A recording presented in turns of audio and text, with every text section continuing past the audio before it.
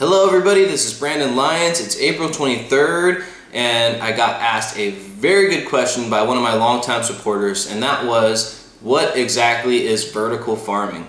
If you watched my last video, I mentioned that I have a science and agriculture page called Vertical Farming and Ideas of the Future, and the reason why I named it that is because I was so interested in that technology, specifically in vertical farming. I think it's going to be the future of agriculture. So the reason why that is, compared to right now, which is the traditional way, long time traditional way of farming, is that you use giant fields and you burn through a lot of resources to get big crop yields. So I mean, you're literally dumping millions of gallons into your fields and you get none of that back. You have to use a lot of pesticides because it's outdoors, amongst other problems that you could have, droughts and other things. So vertical farming is the idea of bringing all that indoors, where you're using hydroponics, other various techniques to get maximum crop yields in an enclosed environment. So what that allows you to do is recycle the water that you're using. There's a lot of different methods out there that people are using to recycle that water and put nutrients back in it, where a lot of them mostly use fish.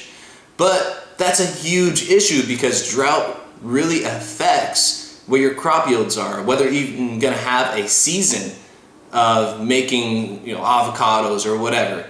So you're able to bring that indoors and ensure that you have a constant, steady, high output on your yields. So I think it's smart, and when you're looking at places on the globe that have to import all their food because they don't have the right environment for farming, or water scarcity is a big issue, then this technology can really just change so many lives. It can provide so much food, which would make sure that the people at any of those places, whether it's here in the US or overseas where the problems are way bigger, that they can get the food that they need to have great lives. And we could reduce the amount of hunger that's in the world if we really start making this technology readily available.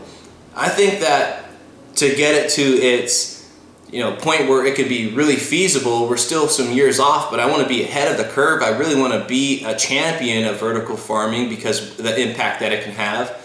And maybe I'll be able to be that guy from the private market that brings it into the reality, that funds it, that makes it something that we can actually have. So I'm excited for it. Like I said, there's other benefits too. Actually, I didn't say those.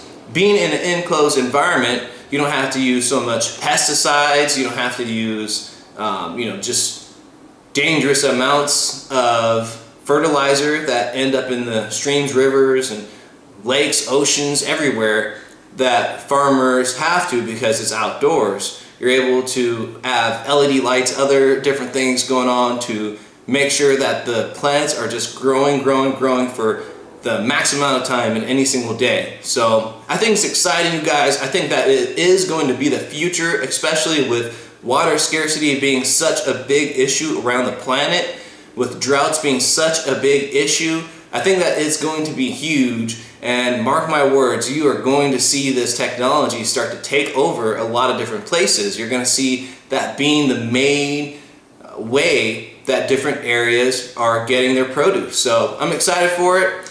Hopefully what I said and my predictions come true. I think that it's going to be very beneficial to humanity as a whole. So thank you so much. Thank you, Sarah, for asking the question. I'm going to post this video up now. It's Brandon Lyons. Please subscribe. I'll probably leave a subscribe button right here. I'll probably leave a link to my science page over there and a link to my new page right there. Does that sound good? I think it's good. So talk to you guys later. Thank you.